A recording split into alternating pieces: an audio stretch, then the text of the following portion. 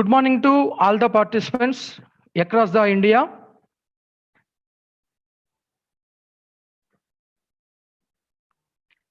Department of Humanities and Sciences, Balaji Institute of Technology and Science, Laknepalli, Narsampet, Warangal, Telangana. We are proudly organizing national level 1 week confederated online faculty development program on orienting applications and conceptualized aspects of sciences and humanities. On first day, Professor N.V. Ramanarao Garu, a director NIT Warangal, delivered on a topic effective online teaching, online labs, and online research. Till now, 5,000 viewers watched on YouTube live stream. On day 2, by Dr. K. Shauribabu, Vigyan University, delivered on a topic photoluminescence biosensors for fast biomolecule detection, 3,000 viewers. And yesterday, by Dr. E. Lakshmi Narayan Garu, Srinidhi Institute of Technology and Science delivered a topic on advances in corrosion science applications in engineering.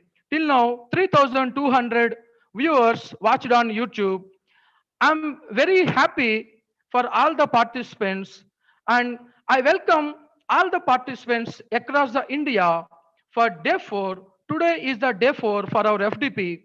Today, our resource person is Dr. Jaipal, working as a assistant professor of English, NIT Nagpur. Today, he will be delivered on a topic training the prospective technocrats to enhance English language productive skills. Before going to start the session, it's my duty, responsibility to introduce today's resource person, Dr. Jaipal Garu from NIT Nagpur.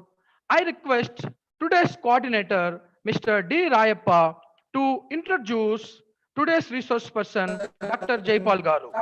Over to Mr. D. Rayappa. Sir, video.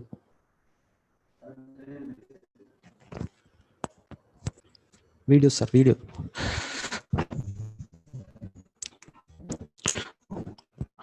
Good morning to one and all. This is Rayappa. This is Rayappa, Assistant Professor of English, Balaji Institute of Technology and Science in H&S Department. I warmly welcome all the dignitaries and head of all the participants for this FDP program. It's my privilege to introduce Dr. Jaipal sir as a resource person for the today's session. He is an academician and a man of letters. Dr. Jaipal, Professor of English, is working at Research National Institute of Technology, Nagpur, since July 2016. He holds doctoral degree in ELT from MIT Warangal, MPhil in ELT from Central University of Hyderabad, MA English from Maulana Azad National Urdu University, Hyderabad, PGCT and DTE from English and Foreign and Languages University, Hyderabad. Dr. Jaipal has organized 2 national conferences and published 4 research papers in reputed national and international journals. He participated and attended workshops and seminars. He also imparted GEON courses at IIT Guwahati, IIT Bhubaneswar, IIT Gandhinagar, IIT, NIT Trichy, NIT Warangal, University of Hyderabad, LTI Jaipur, LTI Tirupati, and LTI Hyderabad. Dr. Jaipal is working on testing and evaluation, teaching methods of language skills, LSW. Now, I cordially invite Dr. Jaipal sir to proceed the session, and over to Jaipal sir.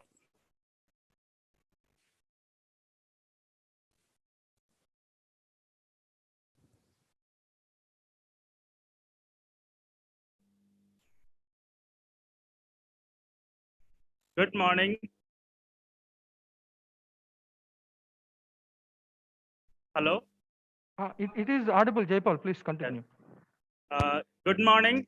Thank you, Mr. Rayappa, for your kind words and introducing me for this today's session. I would like to thank, first of all, BITS management, BITS Narsampet, and Dr. Narayana, Head Department of Humanities and Social Sciences, BITS Narsampet, and for their initiative to organize such an academic event to coordinate and share among the academicians about this academic learning process. And I would like to specially mention my sincere thanks to Dr. Narayana, head of the department, for giving this valuable opportunity for me to be part of this academic event. So I also thank once again the management with Narsum Beach. And I also greet very warm good morning to all the participants who are attending this today's session on this today's title of this from my presentation is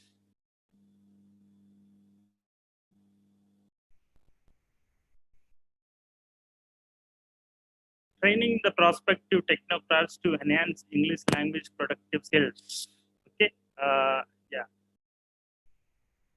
All of us being in the field of teaching English language in Indian context, so we know what are the possibilities, difficulties being in the field of teaching English language as a second language for most of them, but as a foreign language, another part of the learners. Okay, and there are few maybe learners as they are learning English as a third language also in our Indian context. So the level of learners that today we are going to discuss about is graduation, undergraduation, BTech level, engineering students. So for them especially, language is means of communication. Okay, communication. The first very term is communication. Communication happens among the human beings, among the animals, and hopefully every living creature. So, how a human communication is differs from the animal communication. So, communication among the human beings, okay, much better than the animals. So, we know that features of language or the characteristic features of language, okay, duality and arbitrariness, cultural transmission. So another two more characteristic features of a language. So that is how a human communication differs from the animal communication. So we humans can manipulate the language where animals cannot. So that is the primary difference between animal communication and human communication. Within among the human communication, we can have communication, linguistic communication, non-linguistic communication. So what is the difference primarily between linguistic and non-linguistic communication? So communication happens with speech sounds, especially without documented alphabet for that particular language. For example, in India, we have so many languages where they don't have particular alphabet, which means written script. For example, Lambadi, Goya. So there are so many hill station people who live in the forest away to the civilized society, and they have their own sound system, speech sound system to communicate among them. That is also possible to communicate among human beings. And there are certain languages so which they have written okay, alphabet, script, especially script. That is called linguistic communication. Within linguistic communication, maybe the language has its own written documents, written script, alphabet, but still there are people in our society, they don't know to read and write. They don't know, they don't recognize the letters of the alphabet. They maybe sometimes some people they are not even aware of that there is a written script, there is an alphabet, there is a written document for this official record of a language. Still they can communicate successfully. Still they can communicate successfully. For example, so many Indian languages like Telugu, Marathi, Kannada, Malayalam. So people who are illiterate, who cannot read and write, but they have the language. they are successfully communicating because it is all about speech sounds. So listening to the speech sounds right from the baby from the mother's lap, a month's baby. Okay, gradually how they grow up. Okay, they keep listening to this speech sound. Okay, the baby at the mother's lap tries to link the sound produced and the action performed. Okay, basically, if we observe in our home our own babies, okay, the very first days of baby's birth, the very first thing to communicate the baby with her mother is sound, which is crying, maybe in form of. So whatever the baby needs to be fulfilled, her needs, the only sound she can make to get work done by her mother. So that is how speech sounds are very first thing in the field of communication. So that is called linguistic communication. Within that linguistic communication, so without this written script, which is called alphabet, it is also possible. And so why do we need this written? So as like T. Balasubramanian, the great Indian phonetician, says in his textbook, the English, the textbook of phonetics for Indian English learners. In that book, he mentions, okay, so in every language, in the history of every language, spoken language comes first than the written.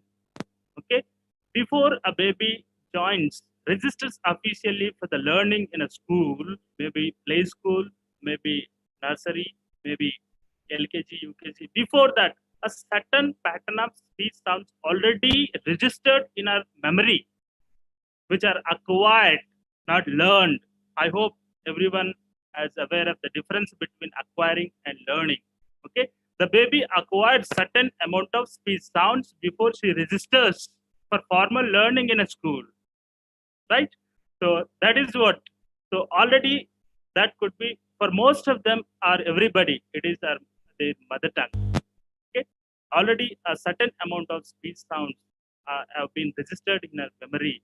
So that helps the baby to learn. But unfortunately or fortunately for English, for all of us in our Indian learners, it is we are we have got the chance to learn or listen to the speech sounds of English language much later, where already our mother tongue or the local language got their own establishment in our memory. Psychological point of view, I'm telling about. Psychologically, in the memory, they already got registered. Certain every language, every Indian language has its own different type system of sound patterns of that particular speech sounds of that particular language. For example, if we have Telugu language has its own particular set of speech sounds which are not exactly as it is with another language, for example, Hindi, for example, Marathi, whatever.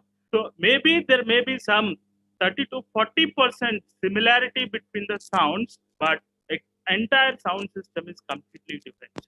So whereas for us, English language has been introduced much later, maybe in few days back, if it is Telugu medium, regional medium schools, like 10, 15 years back, it used to be started with after 5th class. So that's one of the reasons, okay, communicating in English, okay, and written communication comes much later.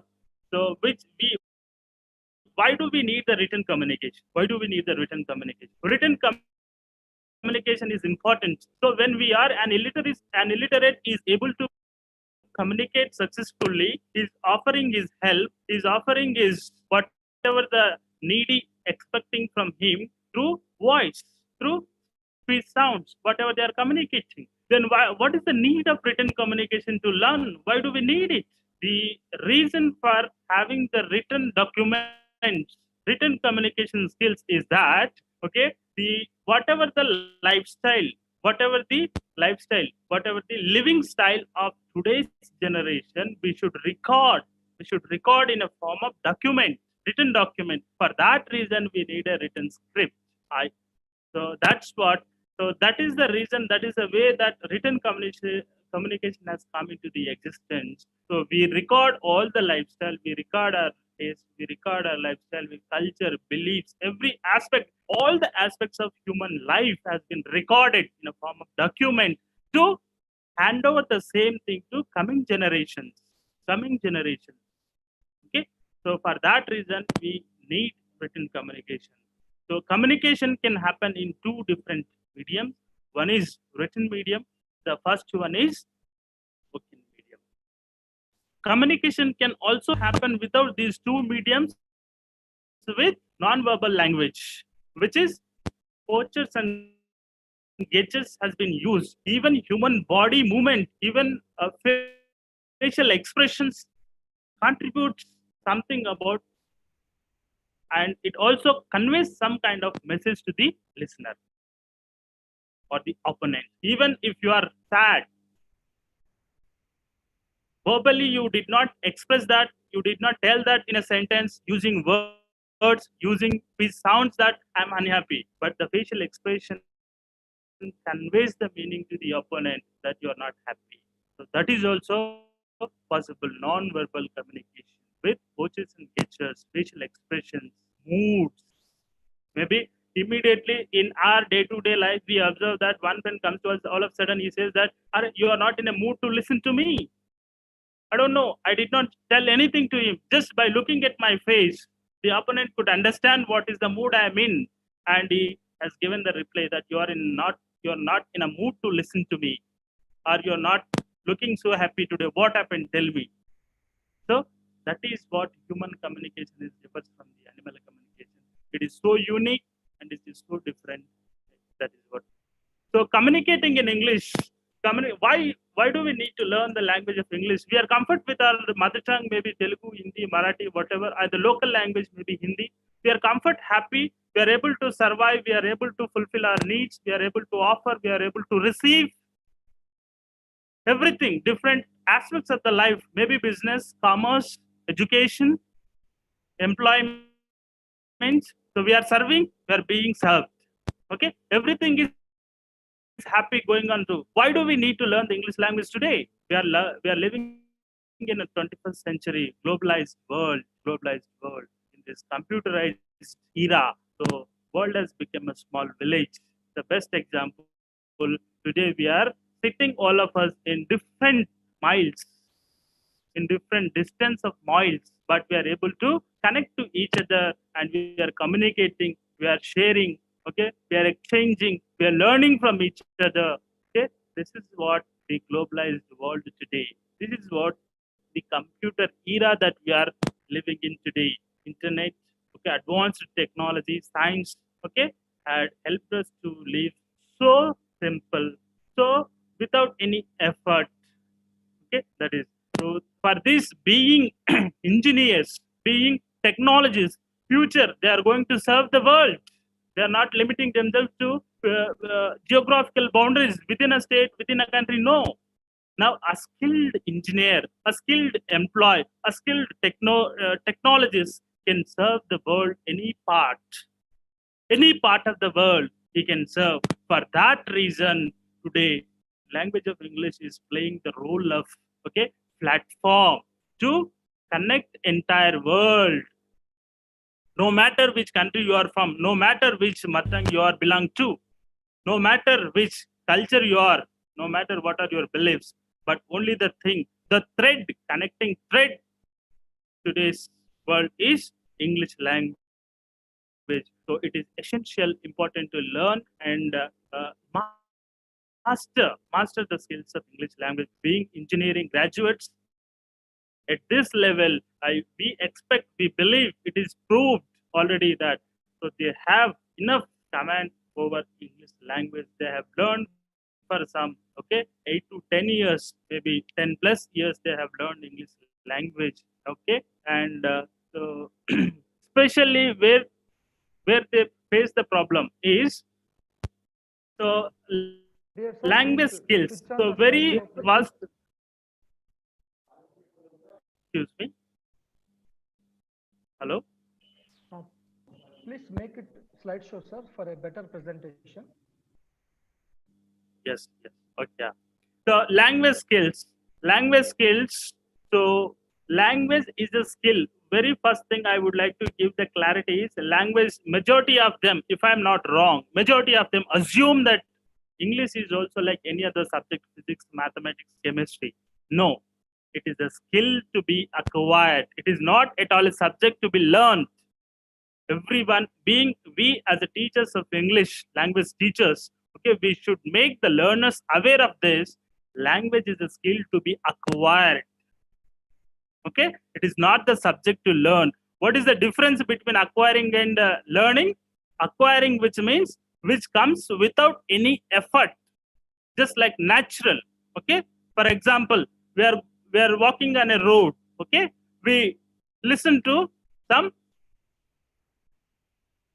sounds, maybe playing a song on a church, playing on a mass namaz on a masjid. Okay, so we don't pay attention. We don't pay attention, but we listen it. Okay, because we don't pay attention, so we don't learn it. Okay, we don't learn it. Even in our some birds sounds, maybe animal sounds. Okay, there are so many things which we don't know, which we don't pay attention particularly to learn that particular thing. Okay, that is called acquiring. Still we don't pay attention, but we listen something, and if it is 100%, at least 10% we remember out of it. That is the capacity or the advantage of human brain. No matter you paid attention or not, no matter you have put your own personal efforts or not, but it is, you have learned something out of it. That is called acquiring. Language also should be acquired, not learned. Unfortunately, English language should be learned through sound, speech sounds of that particular language. Okay, but unfortunately, in our country, we have been exposed to learn the English language through alphabet, through letters of that English alphabet, which is may not be right. I believe personally it is not right, but language should be, because very best example is, okay, we learn our mother tongue not through the letters, not through the alphabet of that language, but speech sound spoken in our home with our parents, siblings, family members. Unconsciously we have learned it. Okay, language should be learned. So especially language is a skill. So language, every language has these four skills. Okay, listening, reading, speaking, writing. Okay, listening, speaking, reading, writing. Order is LSRW. Okay, I have divided into two kinds, like receptive skills, productive skills. So I would like to make the clarity between what are the receptive skills, what are the productive skills. Receptive skills which we take inside to our own understanding by listening to the sound, by listening to the lecture, by listening to a song, by listening to a public speaker. So we are taking inside the message.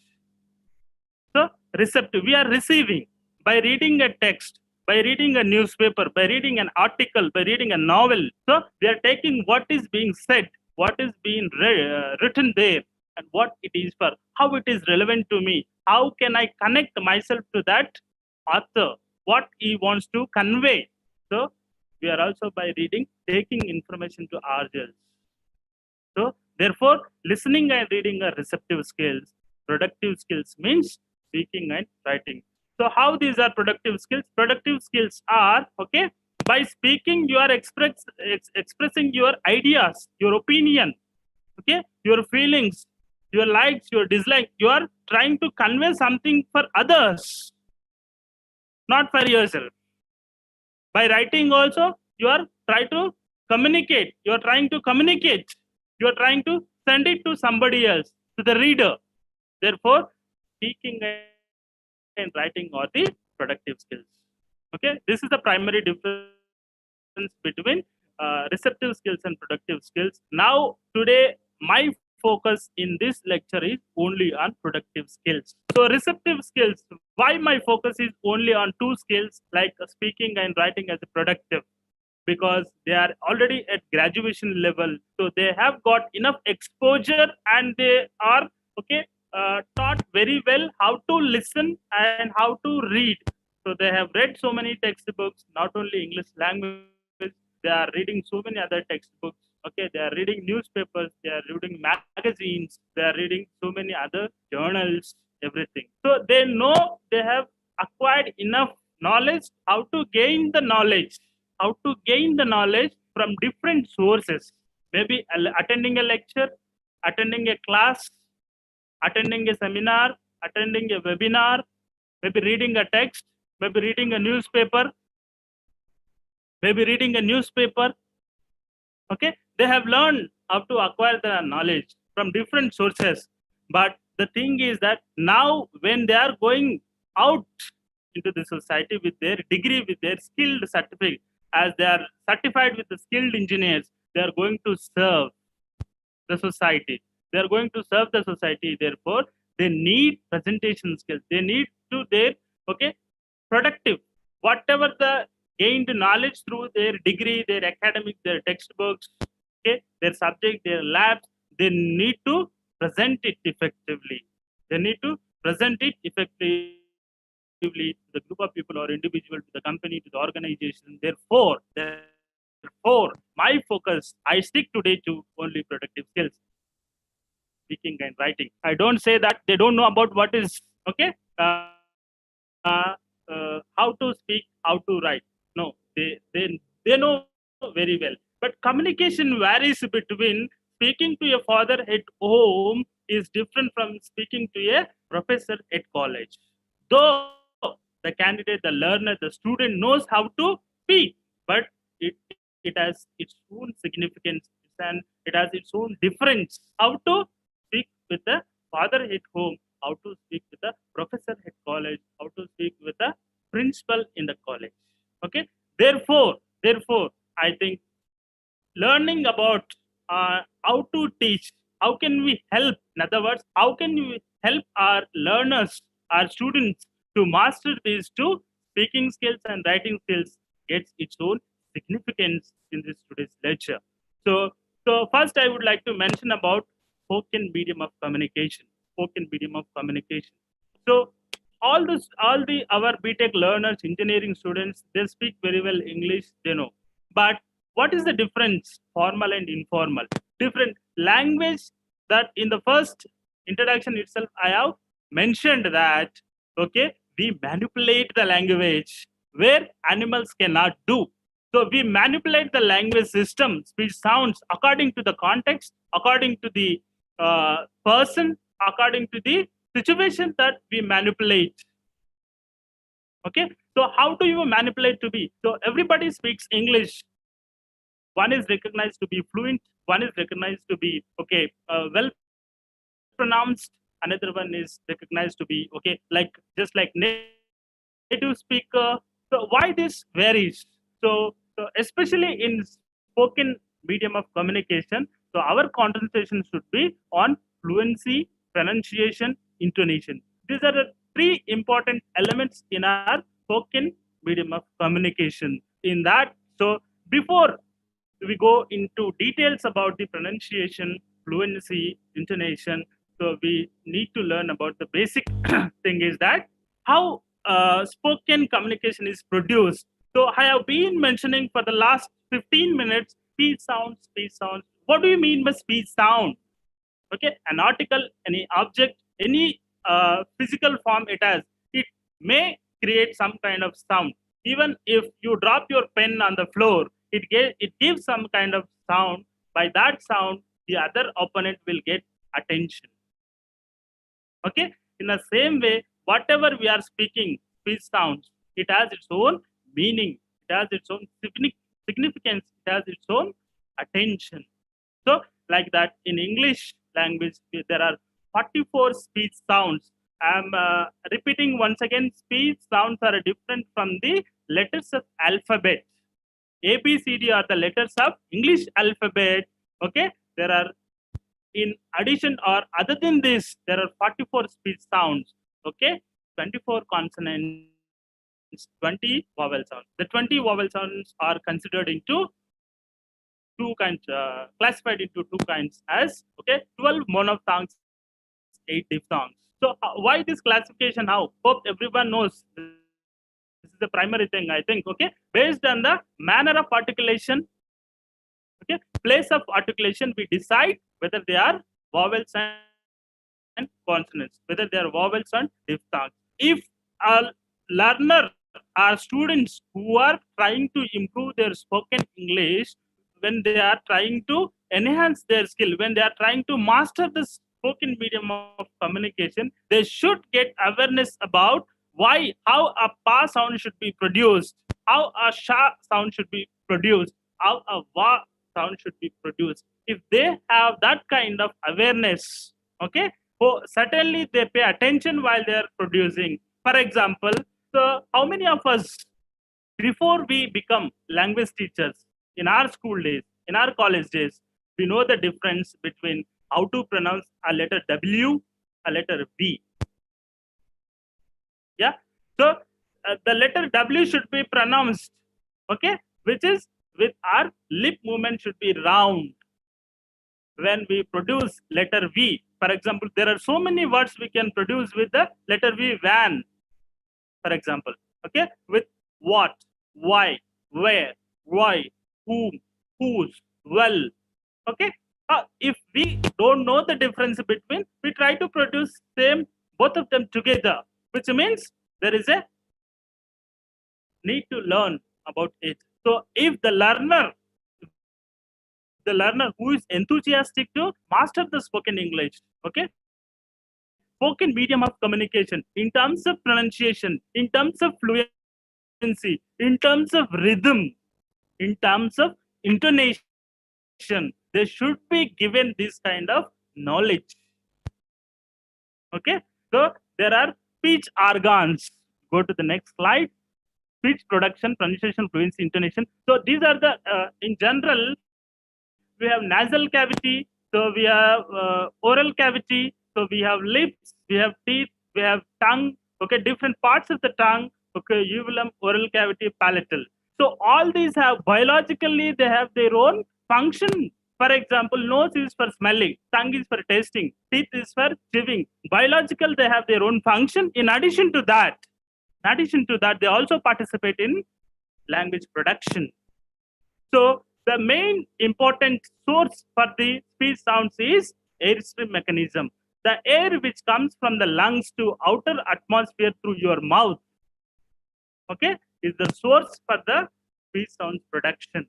So the airflow which comes from the lungs to outer atmosphere is modified, is disturbed, okay, by all these speech organs. Maybe teeth, upper teeth, lower teeth, teeth reeds, upper lip, lower lip, okay, alveolar reeds, nasal cavity, oral cavity, uvulum, pharyngeal, vocal cords, okay. We have voiced sounds, we have voiceless sounds. All this knowledge about all these production of speech sounds of particular language will help certainly to the new learners to improve their spoken English, spoken medium of communication. So pronunciation improves if the sound, how it should be pronounced, if it is pronounced as it is, you sound better. It will be easy for you to reach the native speaker, which means a person who lives in British London. So standard British English is a model for all of us today's generation to learn. Okay, if you speak English, but a native speaker from London is unable to understand you what you mean, there is no meaning in your communication. So for that reason, so this is IPA, okay, International Phonetic Association has decided all these 44 sounds and has given this mechanism of, okay, speech sounds of English language. So we should be giving this kind of knowledge to the new learners. Hopefully they find it very interesting, and if they put their own efforts to practice the same, certainly they are going to improve their spoken English. Okay, this is all about. So what about this in So how this actually, what is this called? The airflow which comes from the lungs to outer atmosphere is called egressive pulmonic airstream mechanism. Pulmonic, which means, okay, air is throwing out. So whatever the speech sounds of English that we are producing, okay, air which is coming from the lungs is produced out. Therefore, it is called egressive. Ingressive means which we take air in to produce the sounds, but it will not happen in the English speech sound. We throw out the air. Therefore, it is aggressive pulmonic airstream mechanism. Pushing air outwards from the lungs, airstream is modified by the speech organs to have different sounds. 44, each and every sound is different from the others. So the difference, the variation is created with the involvement of these speech organs, which are lower lip, upper lip, teeth ridge, upper teeth ridge, lower teeth ridge, okay, tip of the tongue, front part of the tongue, back of the tongue, soft palate, hot palate, alveolar ridge, and velum, and nasal cavity, oral cavity. So all these take place to have the different speech sounds. So how do we get the, what do you mean by fluency actually? What do you mean by fluency?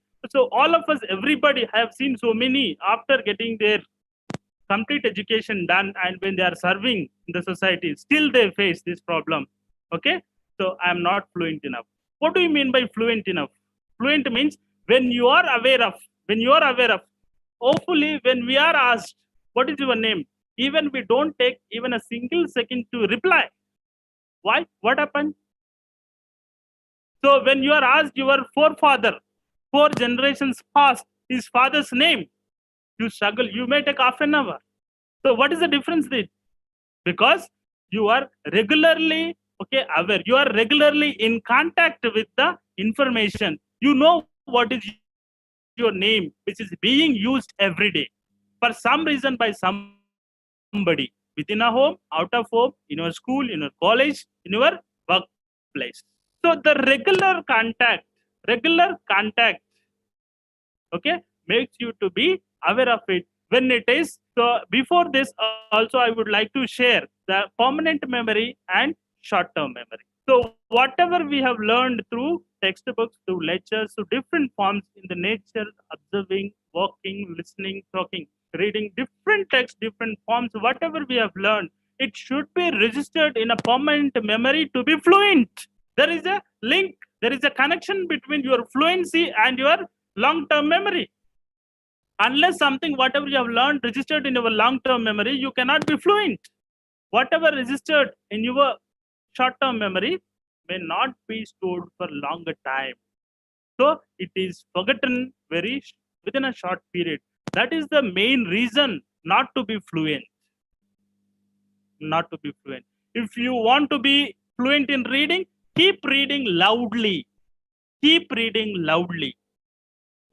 If I am not wrong, okay, all of you are aware of that, okay, already. When so something physical movement, physical body part of your, okay, body organs in your body, okay, are also habituated to perform with certain responses, with certain stimulations, okay. In the same way, your mouth, speech organs also should be habituated to produce with certain kind of stimulation. For example, you have seen the beauty, natural beauty, beautiful scenery, and your mouth and your speech organs, if they are already habituated to produce the word beautiful, when you see the beautiful scenery outside, or beautiful object, beautiful picture, beautiful bird, if your speech organs are habituated to respond towards that stimuli, what is the stimuli? The scenery, the beautiful scenery, image, object is the stimuli, and your speech organs are habituated to produce the word beautiful because you have enough practice, you have enough exposure to it, and it is registered in your permanent memory. So that is the reason. Okay, planning and before you become fluent, we need to go through all these sections: planning and execution. So what to tell, how to tell, reading, analyzing, understanding. Before you give some sentence, before you give some statement, before you give some opinion, we should be ready with all the possible resources, whether I'm right or wrong. So what is the evidence? Yeah, when you produce the sentence to out, n number of people can question to you. How can you say this? What is the evidence? Okay, you should have enough evidence. So for that, all these things, reading, analyzing, understanding, therefore we should give our own statement, we should give our own opinion, selection and sequencing to be efficient, to be efficient, to be very clear, to be very precise.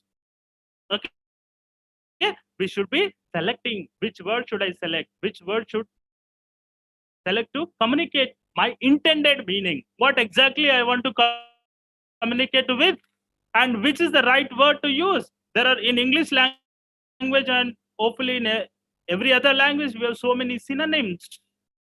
So many synonyms out of, even though they are synonyms, similar but not exact, we should understand, we should make our learners aware that, okay, synonyms are similar in meaning but not exact.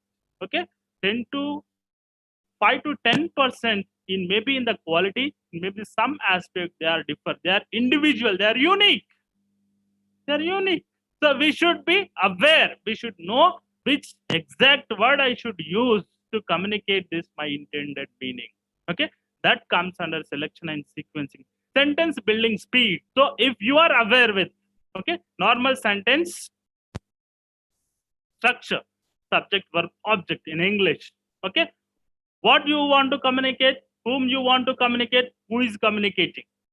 If you are, if you have this clarity, the sentence comes like this automatically. You no need to struggle to borrow one subject, borrow one verb, borrow one object. Okay, club them, add in between some helping verbs, add in between conjunctions, add in between articles according to the grammatical rules, and frame the sentence.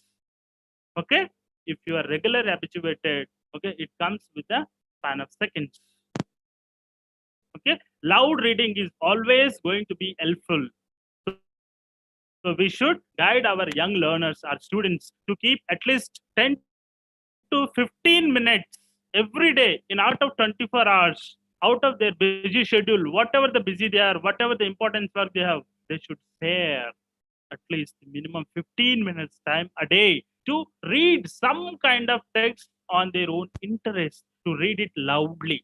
Loud reading is really going to help a lot to improve their fluency. Not only reading fluency, it also indirectly helps in spoken fluency also. Okay, this is all about fluency. Okay, so when do you feel? So that is about cognitive fluency, preparation before you deliver the sentence. And this is utterance fluency. Utterance fluency means while delivering the sentence. So when your confidence plays a vital role, confidence, whatever you are saying, if you have done proper work in the before cognitive fluency, okay, referring to the different sources, evidence, all these things you have, then you got the confidence that whatever I'm going to tell is true. Whoever comes to me with a question, I can answer. That kind of confidence gives. If you have the confidence, fluency comes automatically. Retrieval speed. So what, unless something is recorded in your permanent memory, it is difficult to retrieve. It is difficult to retrieve. For example, if I ask you to, okay, your friend name when you are in 5th class, may not possible to retrieve, recollect. So recollecting, retrieving is also very, very important aspect, important element. Unless you keep regular repetition, it will not come into this. So as all of us know that active vocabulary, passive vocabulary. If something is not into the active vocabulary basket, it is difficult to retrieve. So when it is possible to retrieve in a very speed manner, unless you have regular contact with that, you have been using regularly that particular word, phrase, structure, sentence, adjective, whatever. If you keep using it regularly, then you feel so happy, comfort to retrieve that one. Okay, and to be interesting, to be when someone speaks, when someone gives a lecture, we feel so interested, so happy to listen, so curious. We pay unknowingly, unconsciously, we pay attention because the lecture is so interesting. Maybe because of his voice modulation, maybe because of his choice of verbs, maybe because of his choice of sentences. How better is connecting with the audience. You being a passive listener, if you feel left out, if you're not involved in that, you feel bored. You don't pay attention. Okay? If the speaker is involving directly or indirectly connecting to you, referring to you, and you feel personally you are connected, you are involved, okay, automatically attention comes. Okay, pauses. That becomes your one of the advantages, and you are a better speaker. Repetition. Okay, so when you keep something important, when you feel some particular point idea to be reached the audience, give some stress on upon it, give stress upon it, and repeat it once again. Okay, so pronunciation once again, one should the main problem of the pronunciation most of us face is that, so the lack of knowledge between diphthongs and vowels, different consonants. Okay, these sounds we should be aware how our ka should be pronounced, our ga should be pronounced, our wa should be pronounced, our a, ow, all the diphthong sounds, how it should be pronounced. That kind of knowledge we should give to our learners. If they are aware of it, if they keep practicing the same, certainly they are going to improve their pronunciation skills. And syllable, very important thing is, as phonemes, individual sounds are grouped into a smallest unit of speech is syllable. Syllable, all of us know that what is the structure of the syllable. Okay, a consonant and a vowel, preceding vowel, okay, following vowel, okay, and one vowel sound, consonant sound, okay, preceding consonant, following consonant. Okay, nuclear is a vowel sound, central will be a vowel sound. So there are one or two three consonant sounds before the vowel sound, one or two three maybe according to the syllable. So consonant, so there are certain syllabic consonants also we have, syllabic consonants.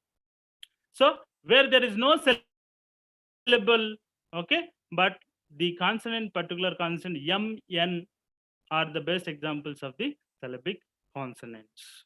So that we should have the aware of this. What is the stress? Stress is also very, very important. If the word is monosyllabic, there is no need to bother about the stress. If the word is, okay, multisyllabic, 2 syllables, 3 syllables, 4 syllables, okay, then we need to have the knowledge of stress, which syllable of that polysyllabic word takes, okay, stress, importance. That is also important. Knowledge about stress, syllable, speech sounds is going to help to improve pronunciation. In addition to that, regular practice, unless something pronunciation of that particular word should be registered in your permanent memory, and you should keep using it frequently, then it will help you to retrieve on time. Okay, then intonation is also another beautiful thing to polish, enhance, okay, your speaking skills, maintaining the intonation. So rising tone, falling tone, basically we use as Indian English learners. Okay, falling tone and rising tone. For statements and assertive sentences, okay, we use falling tone and rising tone. For questions, okay, confirmation, okay, you are listening to me, are you? Okay, you are singing. So at the end, though it is not an interrogative sentence, we express in our tone that something we are expecting back. That is, okay, response, answer, acceptance. Yes, I am listening to you. Yes, I am singing. Okay, you are a student, aren't you? Yes, I am a student. When you say this, aren't you? question tag, or you're a student without using that interrogative sentence structure, modification your tone becomes assertive sentence may be received as an interrogative sentence, and you are expecting a response back. Okay, in this also intonation is also going to help you in your improving your spoken English, especially for these, okay, are engineering and technocrats who are going to serve. Okay, in that they are going to serve the society with team. Maybe an skilled engineer becomes team leader. He's leading, okay, 50 junior trainee engineers under his control. Okay, maybe he's leading head of the company. He's leading 500 employees. Okay, there are different sources, different occasions, different incidents to communicate among them, discuss among them different, okay, about the product, about the company growth, about the shares, about the marketings, okay, about the stock market changes.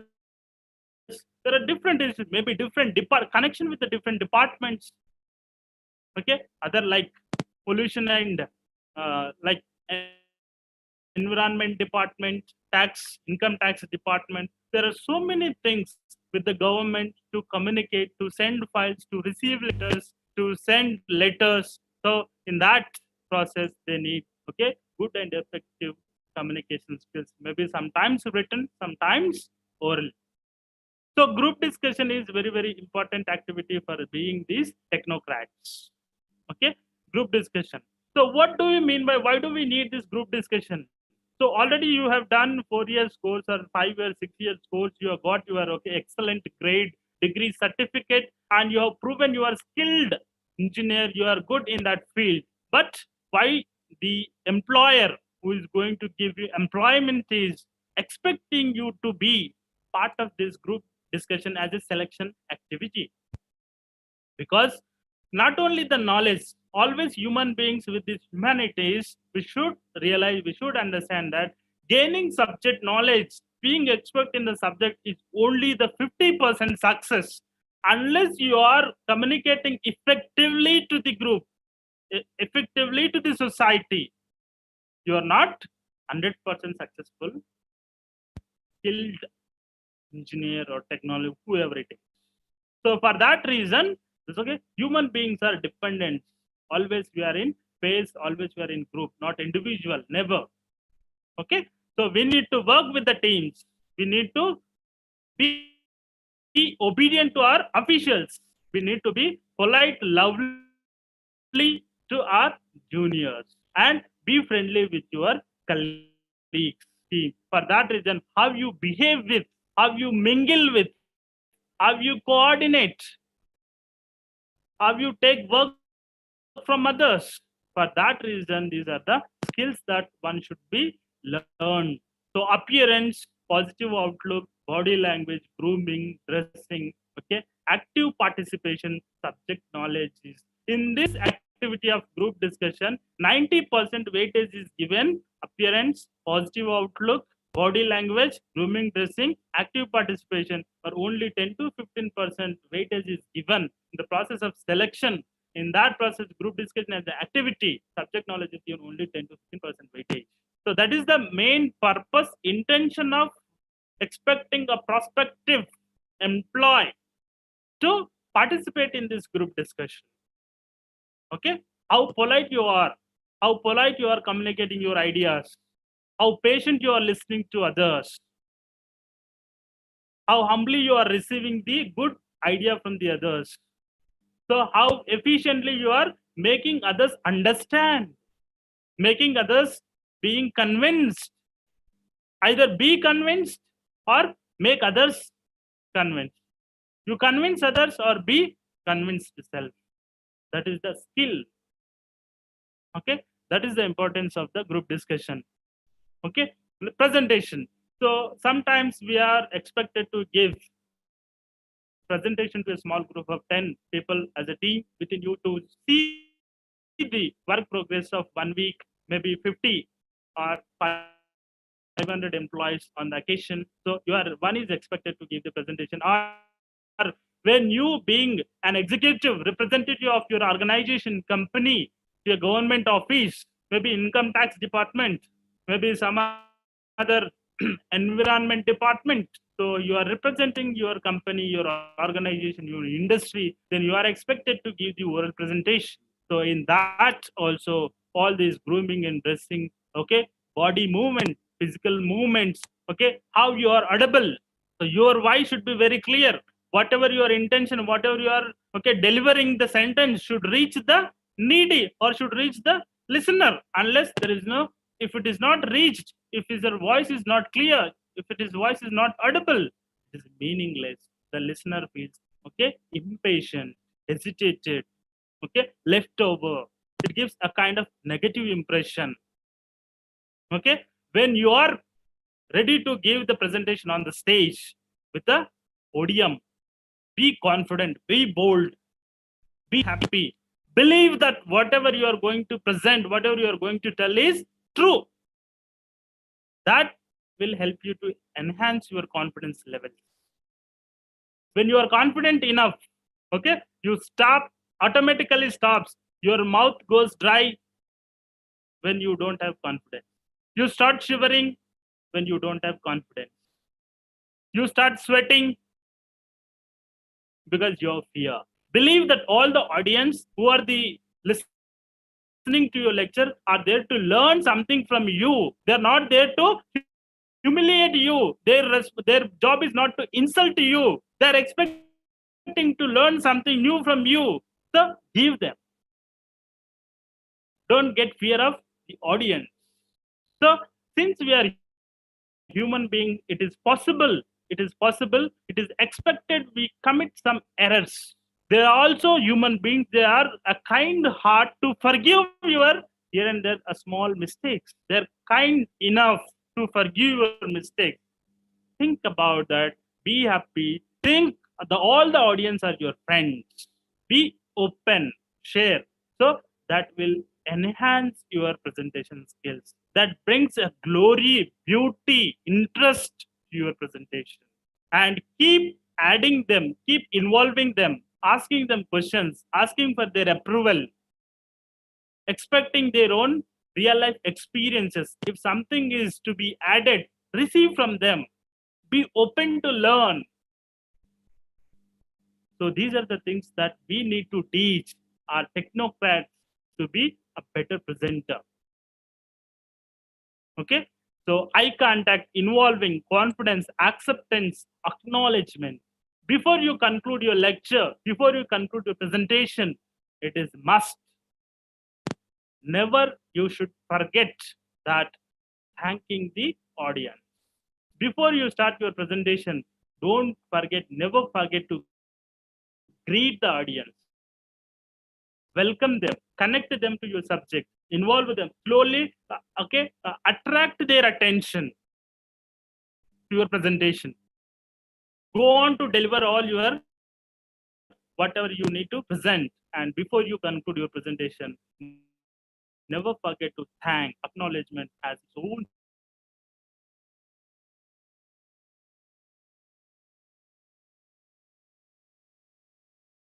recognition. Okay, I remember, and I would like to quote here when I was a student and from EFL English and Foreign Languages University, Dr. Paul Gunasekar is a senior retired professor and only the Indian professor representing in Oxford English Learners Advanced Dictionary Preparation Committee. And I witnessed he is thanking a housekeeping woman. Just she opened the door when he was entering into the interview board room, and she just helped him to open the door, and immediately he said, "Thank you."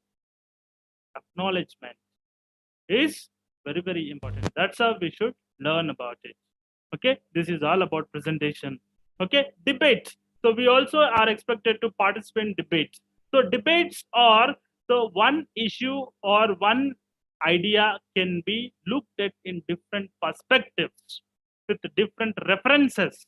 Okay, maybe everybody if say something is good, anybody says I like sugarcane. So I have my own judgment. I have my own evidence. If you say it is not good, you have your own evidence, your own experience. You have looked at in a different perspective. I have looked at in a different perspective. So debate is not quarreling each other or demoralizing each other or shouting at each other. No, it is not at all.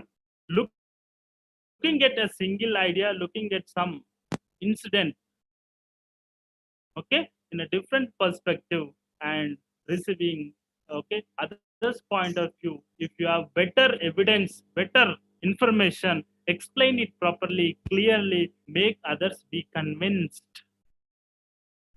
Okay, always debate should be contributing towards positive enhancement of that problem solving.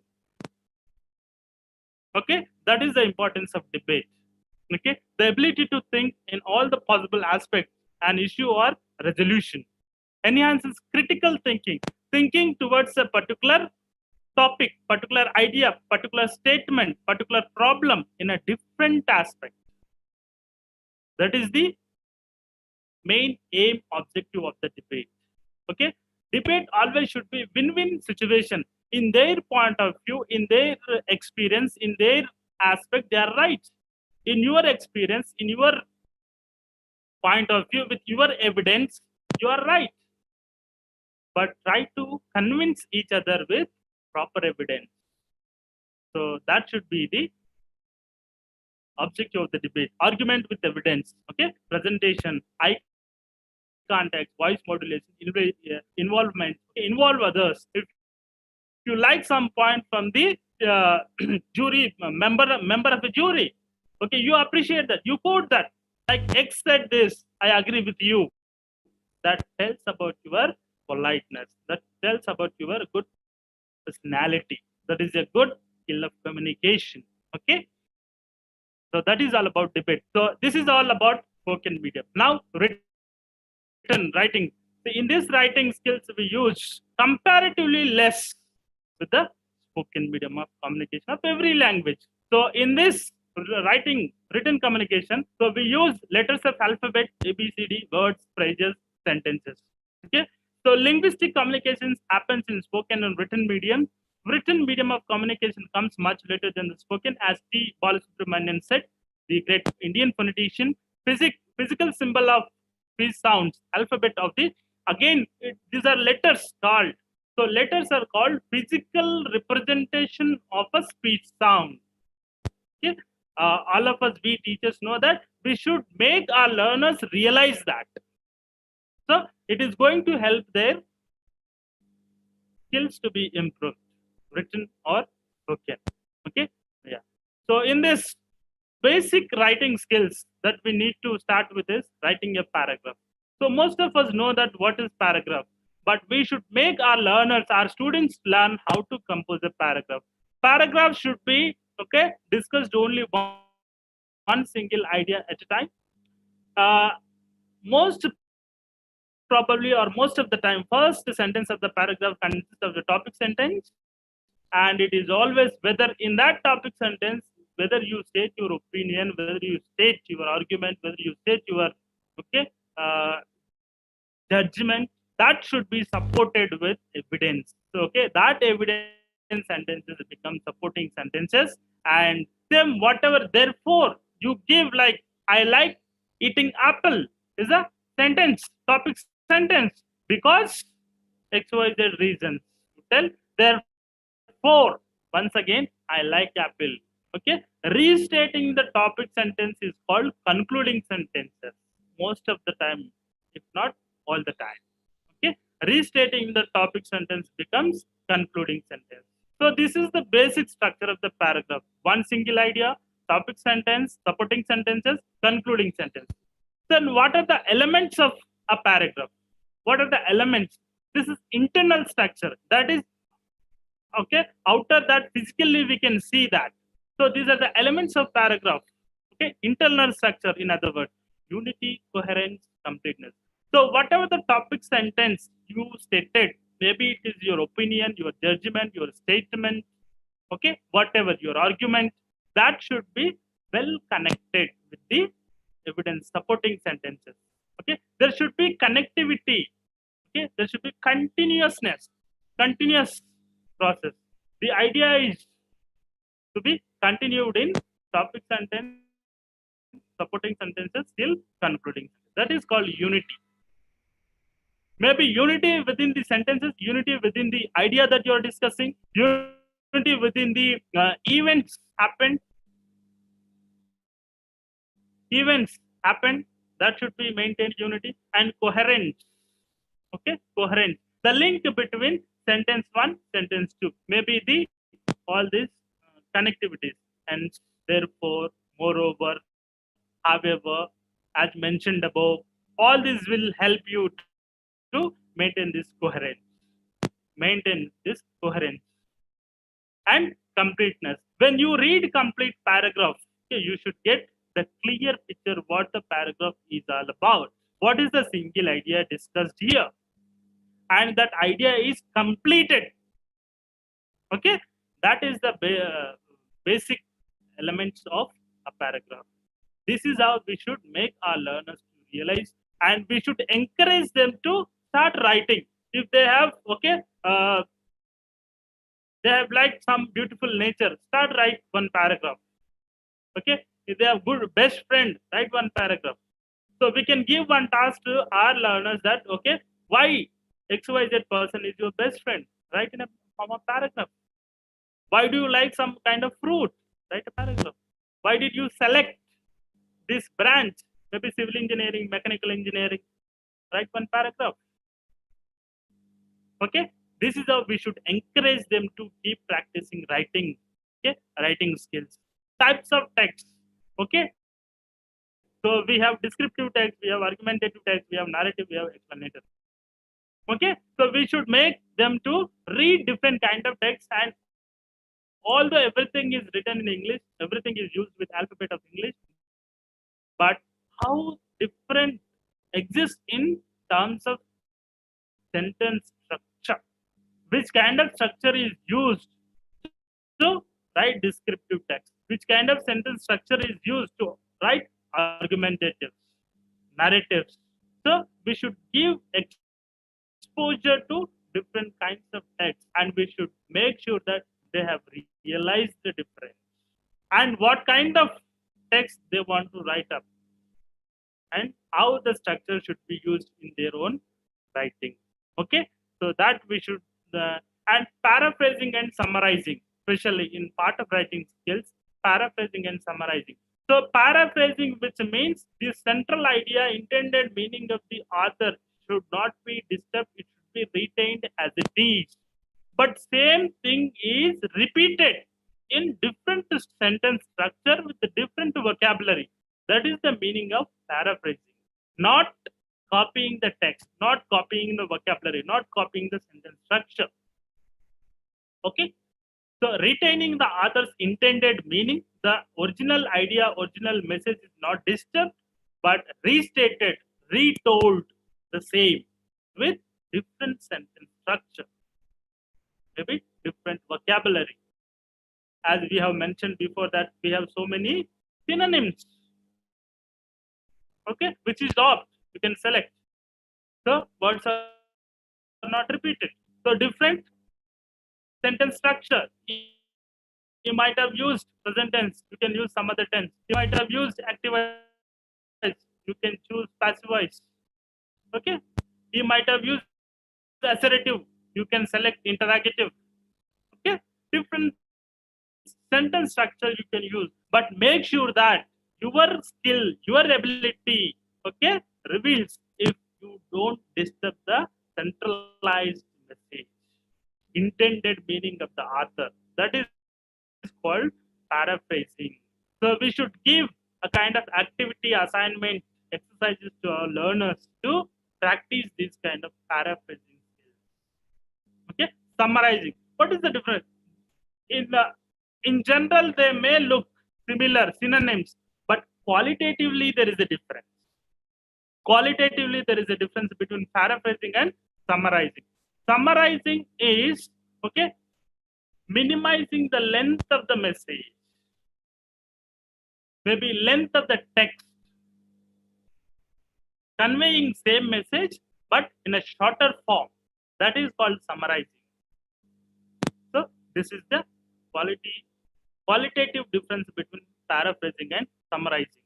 So we should make our learners, okay, be aware of it, and we should make they are practicing regularly, which really going to help them in their professional life after their graduation, when they go into the society to serve the company, serve the society. So technical writing, so which is different. Technical writing being they as a professional, maybe engineers, technologists in a different companies, organizations, industries. So they are expected to write some directions, some instructions, okay, explanations, okay, descriptions, manual guides, how a particular machine functions, how the machine can be assembled.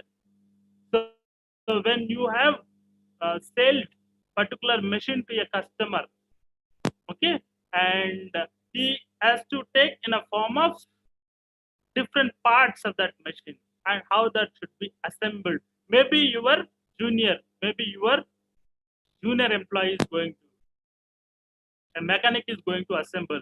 So a manual guide should be written, how it should be assembled, how it should be used. The uh, user guidelines. So you are expected. Instructions, how employee should be, okay, while working, okay, inside the industry, inside the organization, inside the laboratory, okay, directions, okay, all these kind of different. So everything is text, but there is only the difference is sentence structure, choice of vocabulary. Sentence structure, choice of vocabulary varies from text to text. Okay, that we need to give our students enough practice to do it. The next thing is entire all these now just I have tried to give a linguistic perspective. So all we have done is till now is linguistic perspective, but in general, as a trainers, okay, we should keep in our mind is that okay, so everything a learner should be taken care about different fields: psychological, linguistic, social. Okay, when we are going to teach something, for example, writing skills, we should be aware of okay what kind of linguistic inputs in terms of sentence structure, vocabulary, grammar rules, all this linguistic part. So what kind of psychological perspective that we look into, okay, what is his age, what is his mood, what are the environment, what kind of internal motivation, what kind of external motivation he has. So how the classroom environment, how the college premises, okay, psychological point, whether he is repeating, whether he is doing enough practice, whether it is going into short-term memory, whether it is going into long-term memory. So these kind of personal observation, we should be aware, we should keep observing our learners from psychological point of view. Okay, that is going to give certainly better result. And social also we should take care about social aspect, what kind of family background he is from, what kind of community society he or she is living, so what kind of the locality that we have, what kind of environment that we have, everything counts, everything counts. Okay, that also we should be careful about, and we should be giving accordingly. So as a teachers, we should take advantages, positives from the psychological point of view and social environmental point of view. Okay, if you as a teacher, as a trainer, if we can accommodate three: linguistic, psychological, and social, certainly students, our learners will get benefit out of it. They become better learners. Okay, this is all kind of creativity can be encouraged always, whatever, since is a part of learning, especially language learning, everything is allowed. Let him crack a joke, let him comment, let him criticize. So whatever funny activities, maybe for the moment the learner might feeling for self-satisfaction of that moment. Yeah, I could give a comment to a teacher, but it is in English. It is meaningful. It is worth accepting. Yes, welcome their comments. They're cracking a joke. It is in English. It is into the context. The topic that we are discussing. It is opt in this context. Welcome. Encourage them. Okay. Test the taste of success. Okay. Let them taste the taste of success. So how if someone is successful in certain activity, certain performance, so how appreciation they receive from peers, from teachers, from family, from all others. When they are receiving appreciation, recognition for their small success, they feel extra energy, they gain, they feel self-motivated, they feel so happy. So give them, keep appreciating learners for small deeds, small successful things, appreciate them, encourage them. That is going to contribute for their concentration. This is really going to give, okay, good, positive motivation to the learner. So I don't know whether I am right or wrong to quote in this lecture one incident which I observed when Chief Minister of Andhra Pradesh, Jagan Mohan Reddy, has conducted first collectors conference meeting. I was watching it live, and very first thing he requested all the collectors to have a warm smile on their faces when people come to them. When collector is going to meet the people in a village, in a community, okay, receive the people with a warm smile on their face. A Chief Minister of Andhra Pradesh, Y.S. Jagan Mohan Reddy, mentioned in his meeting with the collectors. Maybe it might be looking so small, very big thing, but it has its own significant contribution. Yes, it's true. I believe it. Yeah. So like that, encourage the individual style of learners. Every individual student is different from others. Encourage them. Okay. Group activities. If they are friends, 2, 3, 4, encourage group activities. Okay. And constructive feedback. Better to give and highlight only the small, good, positive things they have done. Highlight them, appreciate them, and politely correct them. Okay. Yeah. Encouraging self-evaluation. So we should make our learners to be self-assessed. So keep their self-evaluating. How better I am than from last month to this month. What is the new thing that I have learned in this week, in this month, in terms of language skills? We should keep asking them to be self-assessed. Okay, self-assessment is contributing very much. So as time is, I'm sorry to take 20 minutes approximately extra, but I thank, and it's the time to stop here. Okay, I thank you everybody, and now the session is hand over to Mr. Rayappa. Thank you, sir. You briefly explained the importance of communication skills for the technocrats. Sir, here there are some queries by the participants. Can you please clarify them? Yes, please. Yes. And Mr. Ravi Kumar from BITS College is asking a question. What are the innovative techniques that can help for the teaching communication skills for graduate students? Can I repeat, sir? Yes, please. What are the innovative techniques that can help for the teaching communication skills for graduate students? Innovative, the term should be understood differently from different persons. Innovative technique for you is different from others. Innovative technique different from you to the students. So in my understanding, innovative technique, nothing, okay? What are the advancements that we are seeing today? Maybe smartphone, maybe social media, How can we? maybe different thinking perspective of the new generation. Okay, we should keep ourselves up to date. So what are the, in every period of time, maybe 1 year, 2 years, some particular thing has its own significance. For example, if I say for certain period of time before WhatsApp come into the existence, Facebook was the widely used social media. Okay, after that we have come this WhatsApp, widely used social media. So that is one example in that. So whatever you feel, you reach to your learners. The set of learners that you have in Narsampet BITS College are certainly different from the set of learners I have in VNIT Nagpur. And it also differs from teacher to teacher.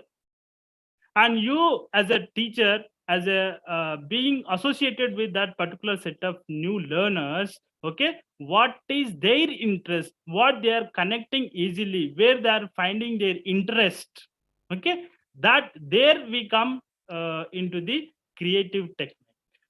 So unless whatever we feel from the textbooks and we read from which was the creative technique used in London, Cambridge University, may not be applicable in our context, in our bits, or in our Andhra Pradesh, in our Telangana.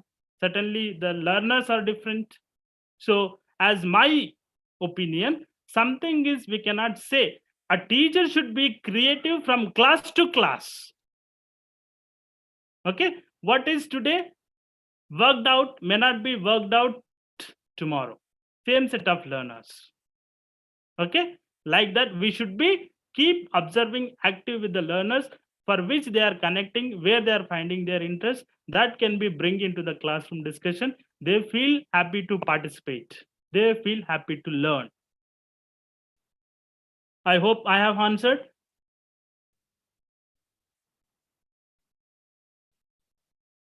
Thank you, sir. Here there is a question by Dr. Sudhakar Rao. How can we make students to acquire productive skills of language through linguistics in a virtual language lab? Can I repeat, sir? Yeah, virtual. Yes, please once again. How can we make students to acquire productive skills of language through linguistics in a virtual language lab? Yeah.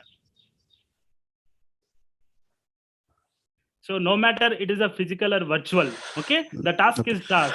So productive skills, maybe it is a spoken, maybe it is a written. If it is virtual laboratory, it is so advantage. It is so beautiful that, okay, ask them to speak something about their own interest, maybe about the beautiful bird, maybe about their beautiful pet, a friend. Ask them to record their voice, okay, being in a virtual laboratory, and compare the same sounds. Okay, for example, the word beautiful, how the person is pronounced, and how according to the standard British English dictionary, when we click on the dictionary, it gives how the word beautiful should be pronounced. So that is how they can improve. Okay, then as a teacher we should analyze both, and where is the difference between, okay, whether he is followed stress, whether he is following all the sounds as it is produced.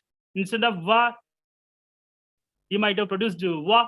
So that kind of consonant vowels.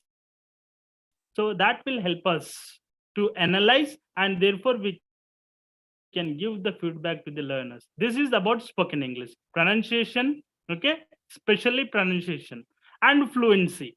So they can listen to the some audio lectures, audio conversations in virtual laboratory, okay, from native speakers, and they keep listening to them and they repeat the same, and their voice is recorded with some device. Okay, then they have the comparison, and the student, the learner tries to improve where he needs to focus on. About writing skills also, he can write. Instead of writing on paper, he can write on a Word document and share with everybody. Okay, for it can be laboratory can be used for two productive skills, writing and speaking. Yes. Thank you so much, sir. Thank you so much, sir. So you briefly explained the importance of a communication skills for the technocrats, and I hope so. And you briefly given a wonderful session as well as clarified all the doubts, and we are so glad to express our gratitude. Now over to Dr. Narayana sir.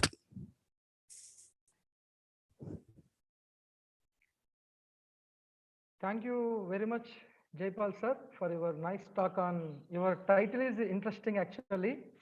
Training the prospective technocrats to enhance English language productive skills. Really, that when I saw that name, really I was very much motivated. Really, I don't know what is the productive skills. Today you explained productive skills is nothing but speaking and writing. As a mathematician, really I don't know what is productive skills. May I ask you one question before vote of thanks? Yes, please. Yes, please. Go ahead. Technocrats and engineers. In the second slide you mentioned. Yes. Yeah, please. What is the difference between technocrats and engineers? Technologists are different from the engineers. Engineers who work in the field like civil engineers, mechanical engineers. Okay. Technocrats who work with the technology, software engineers. Okay. They keep technology can be used by the engineers in the field. Okay. At the outside they may look like synonyms, but there is a qualitative difference. They coordinate each other. They work in a different perspective, different aspect. Okay. What is the advanced technology produced by the technocrats has been used by the engineers in their field. Yeah, this is what I look at the difference. Okay, sir. Thank you very much, sir, for your wonderful talk today. Yes. Will you stop sharing your screen, sir? Would you please? Yes, please. Really, I'm very happy that today we have a eminent speaker, Dr. Jaipal from NIT Nagpur. He delivered today productive skills, respective skills, language production, language oral production mechanism, fluency, pronunciation, debates, group discussion. Really, I wonder when I just 20 slides how you made the whole presentation wonderful. That is the greatness of English faculty, what I feel. Because just 20 slides, you took almost more than 1 hour. Actually, our session is limited to 1 hour, but limited slides, how you presented and you covered whatever the things as a English teacher required today. And you even the doubts raised by the participants also, you cleared wonderfully, sir. I thank Jaipal Garu for your nice talk on your productive, enhance English language productive skills. The title is really wonderful, sir. I'm very, on behalf of management and humanities and science, my personal thanks to you, sir. Before going to close the session, I request all the participants, already we have put that today's feedback form in the Google chat box. You please fill it. It will be active up to 1 o'clock today. We are going to close this session by vote of thanks. I request coordinator, Mr. Rayappa, you please take the session. Thank you, sir. And it's my privilege to propose vote of thanks. I would like to express my gratitude to Dr. Jaipal sir for his wonderful session. And he has explained briefly about the importance of communication skills for technocrats, the importance of speaking skills and speech sounds, how our organs habituated to produce sounds to interpret the things, and sentence building by synonyms to express the meaning in the communication part, and about the every teacher should inculcate all these things in engineering graduates, and speech and sounds, and as well as he explained the importance of interview skills and group discussion session and all. And I hope so. And this section and gave us an enhanced some skills as a teachers. We cope up certain skills to inculcate our students to impart. And my sincere thanks once again to sir for his wonderful session and clarified all the doubts of the participants. And I wholeheartedly thank the management, our beloved principal, Dr. V.S. Hariharan Garu, and convener of this FDP program, Dr. and V. Narayana Garu, and all the coordinators. And it gives me an immense pleasure to thank all heads of the departments and all the participants. Once again, I wholeheartedly thank each and everyone for this session, to be for this session, as well as for your participation. Thank you all. Over to Narayana sir. Okay, thank you. Mike. Thank you, Raipal sir, for your vote of thanks. Thank you. My sincere thanks to Jaipal Garu for your today you have been here and delivered a nice talk again. Before going to close the session, one more thing I want to inform to all the participants. Tomorrow we have the last day by Dr. H.P. Rani Madam. She is my guide in my PhD. Dr. H.P. Rani Ma'am, Associate Professor of Mathematics from NIT Warangal. She will be delivering on finite volume methods and its applications. Tomorrow is the last day, and I request all the participants, tomorrow feedback. After the feedback, immediately you will get your e-certificate, provided you should upload day 1 attendance, day 2, day 3, day 4, day 5. And some participants, they are raising that we forgot to take the screenshot. Don't worry, already we kept all the YouTube links in the Telegram group. Once again, you watch the YouTube and take a screenshot that you upload in the final feedback. Once the feedback form filled, immediately you will get the e-certificate. Thank you all. With this, we'll close the today's session. I thank all of you, and my sincere thanks to Jaipal sir for your nice talk. On behalf of management and college, we sincere thanks to you, sir. With this, we'll close today's session. Thank you.